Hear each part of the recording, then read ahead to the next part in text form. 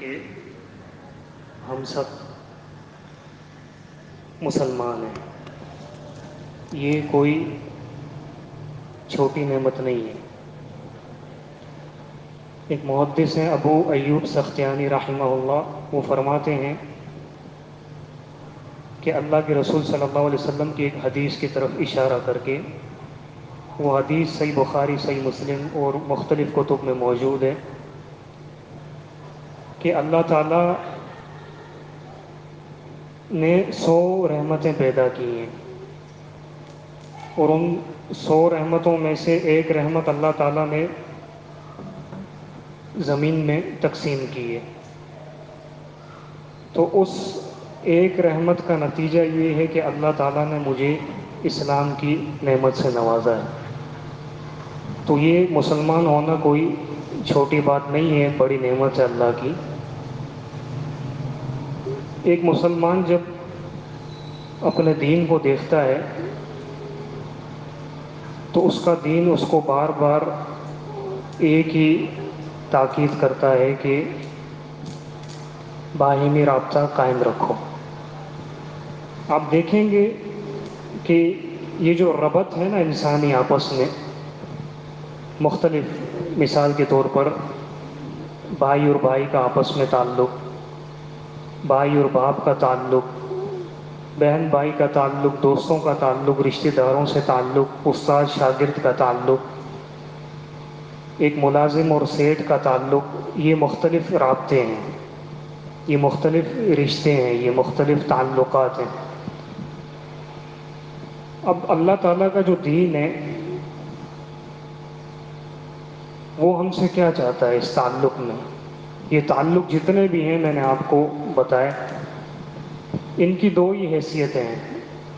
ایک حیثیت بدنی ہے اور دوسری حیثیت قلبی ہے۔ بدنی حیثیت کیا؟ آپ دوست کے ساتھ بیٹھ گئے، چائے پی لی، یہ بدنی حیثیت ہے، یہ تعلق ہے، ایک بدن کا بدن سے ہاتھ ملا لیا، گلے مل لیا۔ آپ اپنے ماں باپ کے ساتھ یا بھائی بہن کے ساتھ جوائنٹ فیملی میں رہ رہے ہیں، ایک ساتھ رہائش آپ نے اختیار کی ہوئی ہے، یہ بھی ایک بدنی تعلق ہے۔ اور دوسری حیثیت اس تعلق کی وہ ہے قلبی، کہ آپ کا جس سے رشتہ ہے، آپ کا جس سے کسی بھی قسم کا تعلق ہے، اس کے ساتھ ایک قسم اور ایک حیثیت قلبی ہے اس تعلق کی۔ اللہ کا جو دین ہے وہ اصل میں ہم سے چاہتا ہے کہ آپ کا تعلق قلبی وہ صاف رہے۔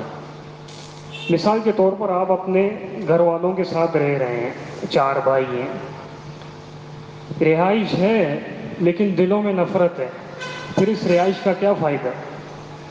آپ اپنے دوستوں کے ساتھ ہلا گلا کر رہے ہیں، بیٹھ رہے ہیں، چائے پی رہے ہیں، ٹائم صرف کر رہے ہیں، لیکن آپ نے اپنے دل میں اپنے دوست کے لیے کسی گوشے میں بغض رکھا ہوا ہے، پھر کیا تعلق اسے بدنی کا؟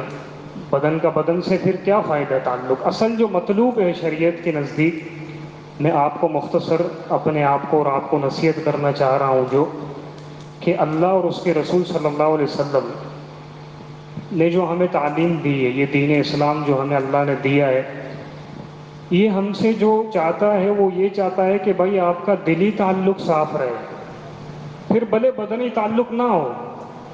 اب دیکھیں ہمارے جو بزرگ ہیں نا، ان کے اندر یہ ایک کانسیپٹ ہے کہ ایک چولہے والا کانسیپٹ، یعنی ایک ہی چولہا ہو گھر کا، سارے بھائی اکٹھے رہیں، چاہے ان کی شادیاں ہوں جائے چاہے ان کے بچے ہوں۔